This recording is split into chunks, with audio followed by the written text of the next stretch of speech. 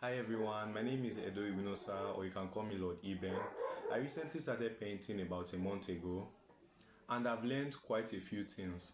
A few things that I'll be sharing with you today. In this short time, I'll be able to transform my painting from this to this. The thing you need when you want to do a good and nice painting is a good reference. A good reference has a clear definition of light and shadow. You can always select one from Pinterest. But if you are using a photo, you probably want to avoid one taken in an awkward position like this.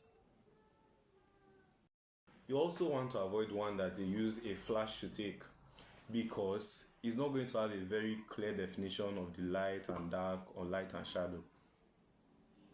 And it will be more difficult and challenging to draw or paint it. Now you have a good reference. The next thing is your drawing. Yes, drawing. To transfer the outline of your reference to your painting surface. For the painting surface, I'll go over that in another video since that's not what we're talking about today. To do your transfer, you can use a tracing paper. You can just trace out your reference on the paper, then transfer it to your surface. Or you can use a more traditional method like the grid. Or you can even use a projector. Or you can just be a genius and directly use pen to transfer your outline from your reference to your drawing paper. Or you can use charcoal or a pencil to do a quick loose sketch of your reference on your painting surface.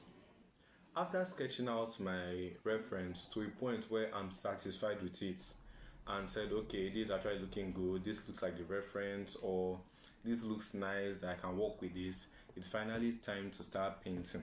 When painting, some people usually like to start by painting out the background first.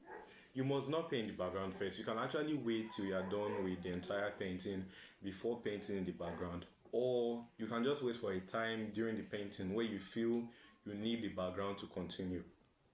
So the first thing you want to do is divide your painting into light and shadow, or light and dark. So what I'll usually do here is I'll find the darkest part of my painting and usually mix in like a mid-tone, not something too dark, not something too light, but something that is closer to the dark side. With this color, I'll paint in or block in the bigger, darker areas of my painting, like you can see here. After painting in the darkest areas, that would be like under the nose, under the jaw, the eyebrow, maybe the hair, some part under the neck, places where shadows are cast or where there are shadows. After that, the next thing is to fill in the other area, which are your lights, with your light tone. So basically, we're dividing our painting just into two parts, light and dark. The reason for this is so that you don't make your painting too complicated at the beginning. So you want to just keep it simple. After dividing your painting into light and dark, the next thing you may want to do is introduce like somewhat of a mid-tone so that you can create a smooth transition from the light to the dark.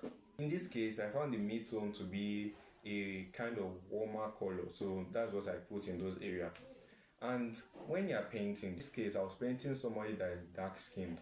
So what I did not want to do is carry a brown color and just mix it with black to paint the dark areas, then mix it with white. No, you want to look for variety and diverse colors in the painting.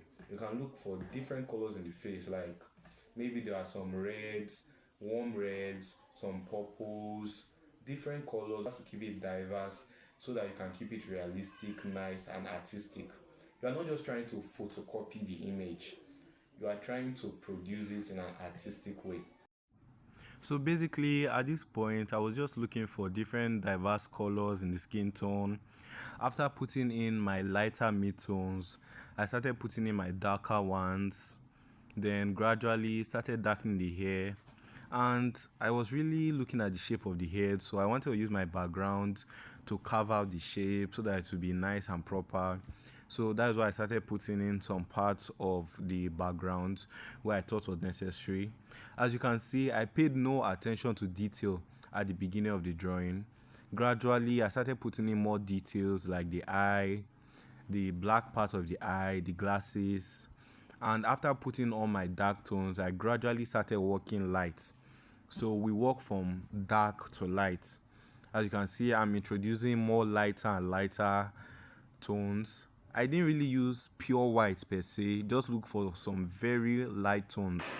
So when you put a color, a very light color next to a dark color, it may almost appear as white. So after doing all this, I started painting the clothes, finished the remaining part of my background, and before you know it, I was done. And that is pretty much how I finished this portrait today.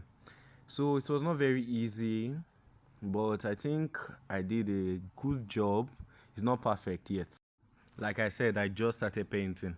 So stay with me here as I will keep on learning and learn more and more things together. Thank you very much for watching this video. If you have enjoyed this video, please press the like button and subscribe for more videos like this. Thank you very much.